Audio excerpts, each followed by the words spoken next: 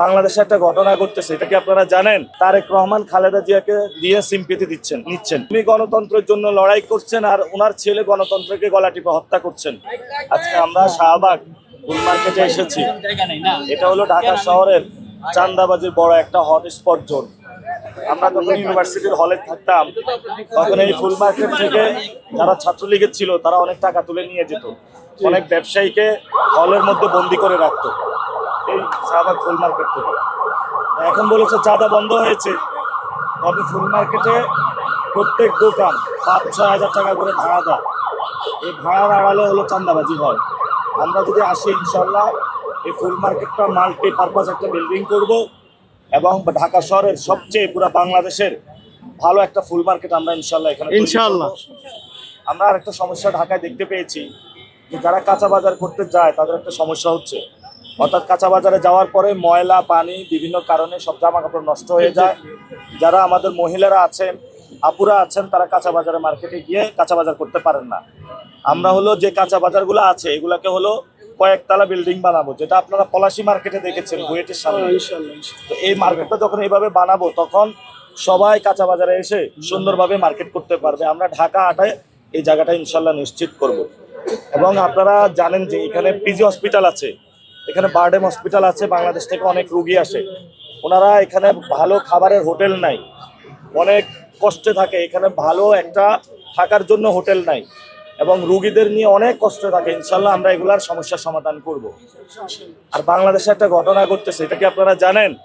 সেই ঘটনাটা হলো তারেক রহমান খালেদা জিয়াকে দিয়ে সিম্পেথি নিচ্ছেন।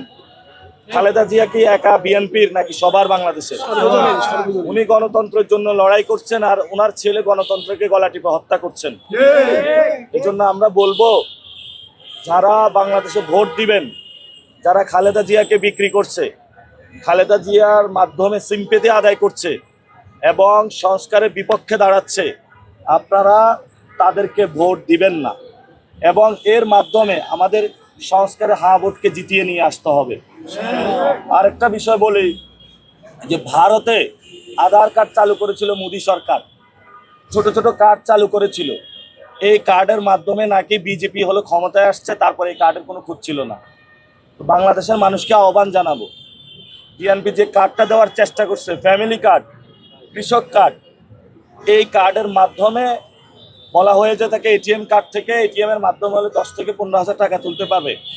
এটা একটা মানুষের সাথে প্রতারণা এবং ধোঁকাবাজি করছে তারা। এবং এই কার্ডের অধীনে বিএনপির মধ্যে আওয়ামী লীগের অনেক লোক অনুপ্রবেশ করেছে।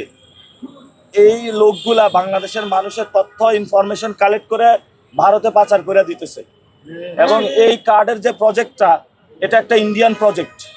আমরা এই কার্ডের যে ইন্ডিয়ান প্রজেক্টটা বাংলাদেশে চালু করতে চাচ্ছে, আমরা বলবো এটা বন্ধ করুন। ঠিক, জনগণের যদি সেবা করতে হয় সেটা ভারতের সাথে আঘাত করে নয়, বাংলাদেশের মানুষের মধ্যে থেকে বাংলাদেশের মানুষের হয়ে সেবা করতে হবে।